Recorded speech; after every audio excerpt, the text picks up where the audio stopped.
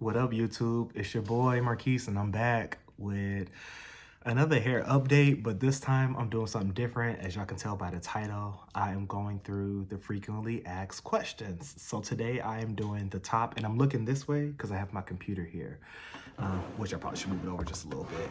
But today I will be going over the top 10 frequently asked questions about hair transplants. And then if you stay to the end, I'll talk about another thing that I'm doing. But welcome back to my YouTube channel. If you have not already subscribed, please subscribe, like, and comment, and share. So we starting that off early. But let's get into it. So I got my hair transplant 8 months ago in Istanbul, Turkey. And I just did my 8-month hair update last week. So make sure y'all check it out. Go like, comment, subscribe to that as well, and share the video with your friends. And today I just want to hop on and go over the frequently asked questions because I oftentimes get asked the same questions. And so I just want to make a FAQ video for the public to have a reference, something that they can rely on and always just go back to. Let me take these glasses off because it's causing a glare. All right, so the first question is, where did I go? I went to a place called Hairline in Istanbul, Turkey. It's Healdone. You can find them on all social media platforms. A lot of people say when I go to their page, it don't look like that they do a lot of hair transplants for African Americans. It look like that they focus on bodies and teeth, but they also do hair transplants as well. The second question is, question number 2 is, how much did I pay? I paid $1,500. And everybody might pay a different price, but for how many grafts I needed, I paid $1,500. And I'll do another video later date of how I got that price as well, because I did get quoted from them a different price. And also I got quotes from other companies for different prices, but I'll make another video about that, how I got that $1,500 price. But what was included with that $1,500 was transportation from the airport and to the airport and to and from the hair transplant clinic. It also included my hotel stay. It also included aftercare products. It also included food the day of my surgery. And what else? I think that was it. That was all included with the $1,500. Number 3, the question is, did the process hurt? And I always tell people, do you want me to lie to you or do you want me to tell you the truth? But today I'm going to tell the truth. From a scale 1 to 10, the pain level was a 5. The only thing that was painful was the injections where they do the local anesthesia shots on your head.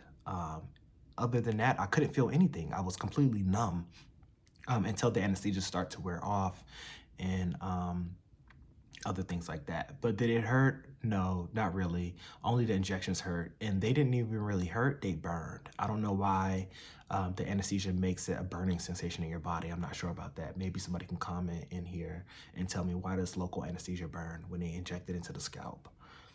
Question number 4. Do I take minoxidil and finasteride? No, I don't take minoxidil and finasteride. And I got like a bunch of products over here on my table today. I'm in a different setup. I'm in my living room. But I take biotin hair pills. These are a different bottle. I got these for Christmas from one of my friends. But before then, I was taking other biotin hair pills. They're all the same. And then I also take the Ollie Ultra Strength hair pills. And so those are what I've been taking.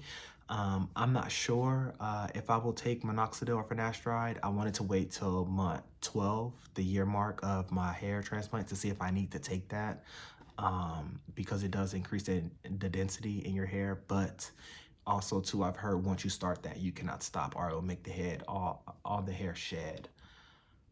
Question number 5. What products do you use? So I use a lot of biotin-based hair products. If you go back to my month 6 update, I think it's month 6, I have a video of where I'm showing all the products that I'm using. But today, I also went out to Target and I bought some different products. I was using the Rosemary Mint Strengthening Leave-In Conditioner, but I went out and bought the shampoo today as well. And I also went out and bought their hair drops and the Rosemary Mint Strengthening Hair Mask. So I have the whole little family here. And maybe this will be my photo for the thumbnail. But I went out and bought these products today. I also do use different other products. I have the peppermint biotin, and then I have the curling creams that I use.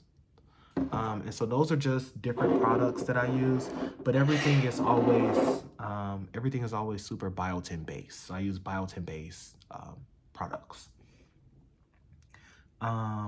Question number 6. Where did they take the hair from? And is it your hair or someone else's hair? I oftentimes get asked that question a lot. Where did they get the hair from? So they took the hair from the back of my head, and it's all grown back in right now. They didn't use anybody else's hair, but they took all the hair from the back of my head and they put it in the front. Question number 7. What would you change? I think the only thing that I would change or enhance is getting skin permanent tattooing, like the tattooing on the scalp, just so that it can kind of fill in on the lighter areas. As you see, like when I curl my hair, I use my curling brush. After I put in my curling cream, I use my curling brush to go around and curl my hair. But as you can notice that it's some light spots in there, but we'll wait till what it looks like on month 12 when the hair is fully done growing in. But that's the only thing that I would change is probably getting some permanent tattooing. Question number 8, have you gotten a lineup? I have not gotten a lineup. This is a permanent line. The reason for the hair transplants is to get it permanent look. And so I don't ever need to get a lineup. I was getting the sides lined. And as you can tell, I haven't got a haircut in a while. It's almost been a month now. But I have not gotten a lineup, and I don't plan on getting a lineup. I don't want any clippers on the front of my head at all. Question number 9. Number 9. How many grafts did you get? So I signed up for 4,500, but I stopped them at the end of the transplant because the local anesthesia did wear off. And so they did have on their glove. If you watch my video of me going through the process, even on one of my shorts, they had a glove full of like grafts, and some of the grafts had like 2 grafts or single grafts on there. And so they had not a handful, but a glove full of grafts left. And they asked me if I wanted to continue. And I was like, no, please just stop. So I'm not sure how many grafts that was left on their glove. It didn't seem like a lot. It didn't seem more than like 50 of grafts. But then some grafts have 1, 2, or 3 on them. And so I did miss an opportunity to get it finished filling in the middle. And I will do a story time about that. That's coming next. Question number 10. How was the recovery, and could I go to work after? So the recovery was crazy for the whole first 10 to 12 days. The hair was like really getting dry, and I was using oils on it to keep the scalp from drying out. But by day 12, or between day 10 and 12, you can wash the scabs off. And so in between that time, I was just waking up with tons of scabs on my bed, on my pillow. I will have ingrowing hair bumps in the back of my head. There's a bunch of videos things I talk about in my video 1, 2, and 3. I talked about having bumps in my head because of where they took the hair from. It caused like razor bumps and caused me to have big pimples and stuff like that.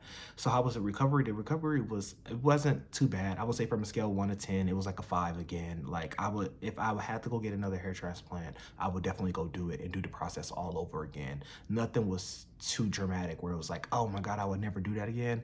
But it was good. It was okay. It's just that anything you do to yourself, you're going to have a recovery period.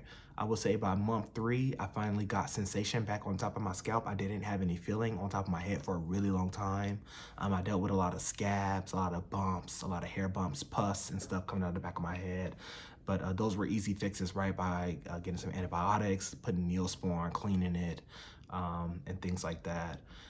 And I wore do-rags, or I always wore a protective silk scarf on top of my head, some way, somehow, to protect my hair transplant, because it was an investment, right? I flew all the way to Turkey from Atlanta to go get hair transplants. And so I wanted to make sure that I was doing everything I had to do to protect the scalp and protect the hair growth. So the recovery wasn't that bad. If I could do it, anybody could do it. But yeah, those are my top 10 of frequently asked questions about hair transplants.